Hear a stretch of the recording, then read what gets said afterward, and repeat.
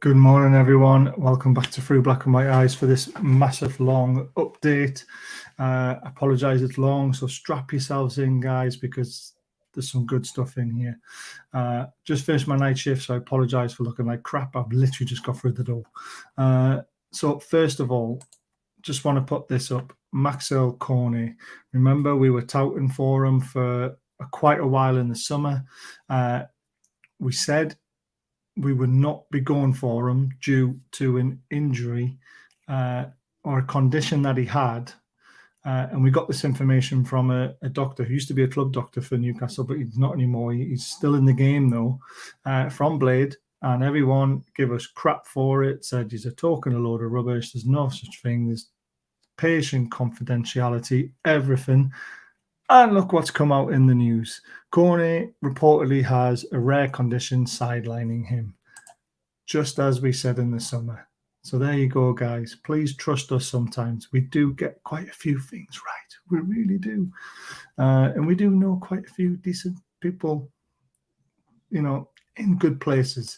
So Maxwell Corney was a bullet dodged in my eyes. Good player, dodged a bullet because he'd just be another Maxie, wouldn't he? Always on the bench, always injured, blah, blah, blah, blah, blah.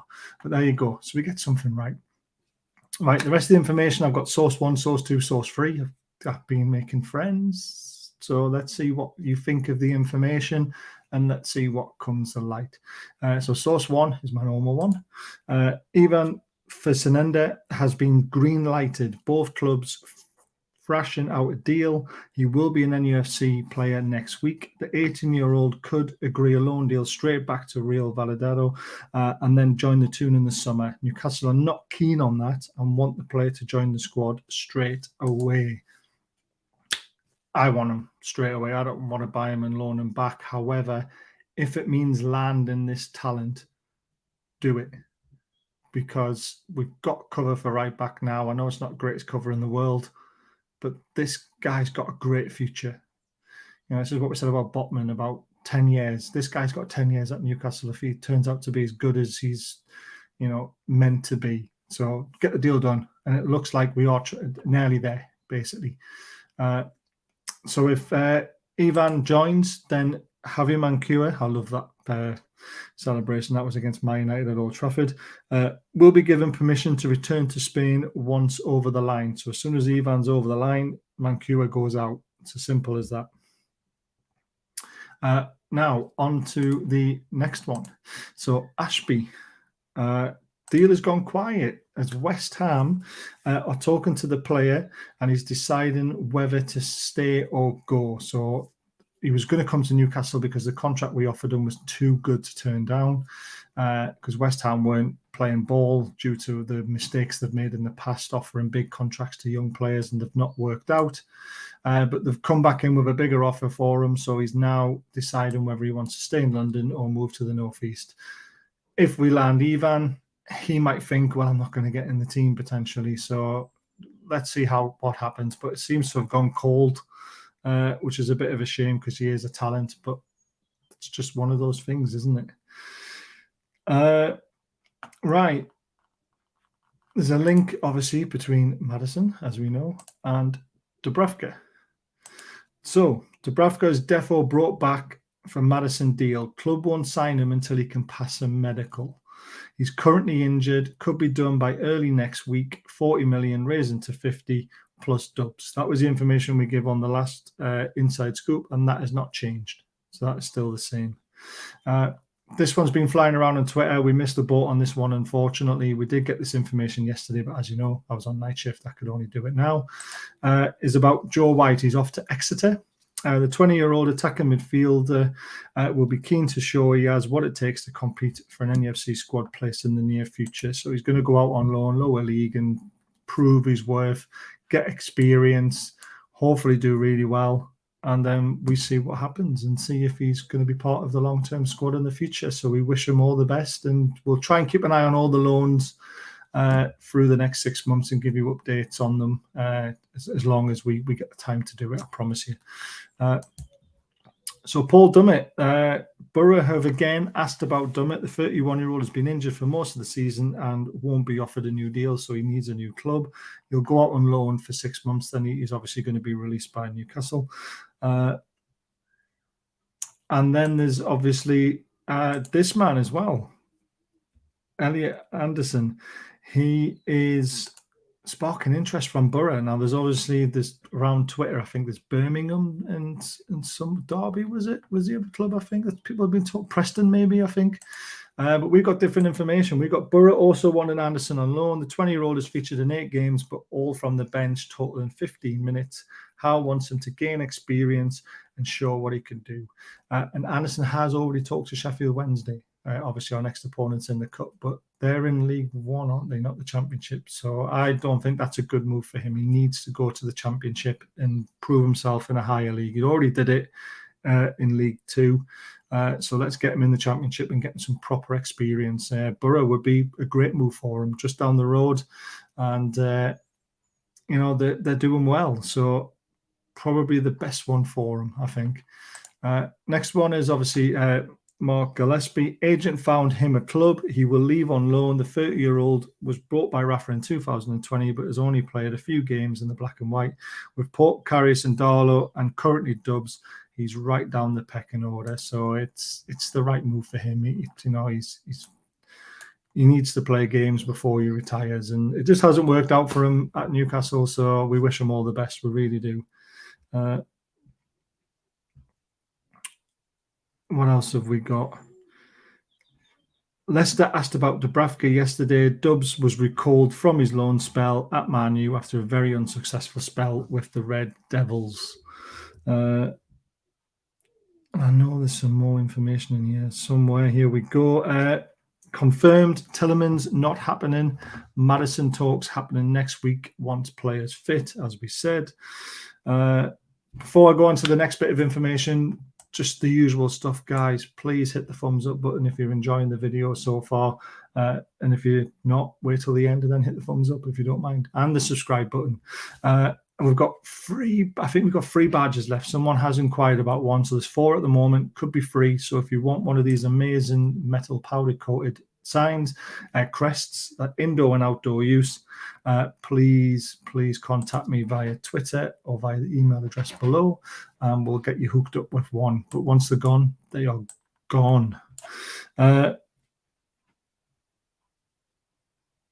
Right, where's there he is. Right, this guy's next. So this is from Source 2. So Ferland Mendy has held talks with the club's representatives today. That was yesterday. Also understand the player is keen on the move. It's just now down to both Newcastle and Real Madrid to come up with the deal for the player to make his move. It's understood player is happy to agree personal terms. Wow. That is huge. Massive left back, young talent. Unreal. That would be unreal. He also goes on to say, Ivan Falsenineltd to Newcastle is on. Player had meeting today, so that's yesterday, with club representatives. Maybe that's why Sky Sports were around. I don't know. Deal between both clubs, fairly a done deal. Ivan Falsenineltd will not be loaned back to Real Valladolid. It's understood Newcastle want to test a player in the Premier League. So that's where the information sort of differs. But it doesn't really, because we said we're not interested in loaning them back, but if we have to, we probably would have. But according to this source and this information is that Falsenineltd is coming and he's not going to be loaned back. And that is good because that's competition for Trips. And if Trips gets suspended or injured, we've got a quality young backup to learn from him and also get some game time potentially. And that means Manquillo can go back to Spain. So Javi's on his way to Spain on loan, I think. Newcastle trying to bring both players over to get this double deal done from Spain. So they're trying to get Falsenineltd and Mendy over at the same time and get this deal done. It's also understood that Dan Ashworth, Newcastle Director of Football, is down in Leicester talking to Yuri Tielemans. It's now understood Tielemans' wages have come down a reasonable amount compared to recent. He wanted 160 grand was what we said last time. Now it's down to both Leicester and Newcastle to work a deal. It's understand Leicester want money before he goes on a free, but Leicester have Indeed had quoted Newcastle on £28 million. £28 million, I wouldn't pay that, not with 6 months left on his contract, which Newcastle believe is a crazy amount for a player that is due to leave on a free at the end of the season. So there is still plenty of time before this deal can be agreed between the clubs. So I've got, obviously, my main source saying Tielemans is off. This one's from an agent. And he's saying that there's still a chance that the deal could be resurrected by the end of January because Leicester are obviously desperate to get rid of him. But 28 million is far too much for someone who's going to leave in the summer.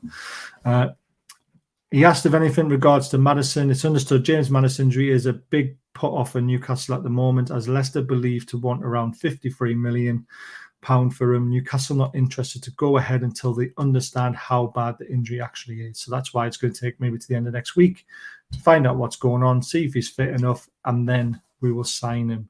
So that's from source 2.